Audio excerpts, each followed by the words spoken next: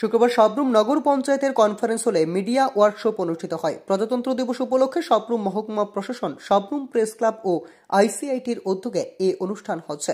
আজকের workshop Agartala press club থেকে সাংবাদিক সঞ্জীব দেব, জয়ন্ত ভট্টাচার্য ও মানুষ পাল উপস্থিত থেকে মিডিয়ার বিষয়ে পজিটিভ আলোচনা করেন। উপস্থিত ছিল সাবরুমের SDM Shibjyoti Dutta, Sabroom press club থেকে অচিন চৌধুরী ও বিলুনিয়া প্রেস ক্লাব থেকে স্নেহাশিস চক্রবর্তী।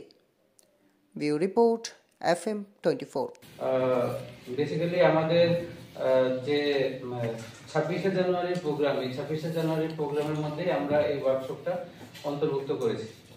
আমরা বেশিরভাগ সময় আমি পড়াশোনার মধ্যে থাকি, তো রিসেন্টলি দেখলাম যে সাংবাদিকতা নিয়ে আমার একটু পড়াশোনা যখন করলাম, দেখলাম যেমন ফটোগ্রাফি হোক বা পেন্টিং হোক, সবকিছুর মতো আমাদের এই মিডিয়ারও অনেকগুলো বিভাগ আছে।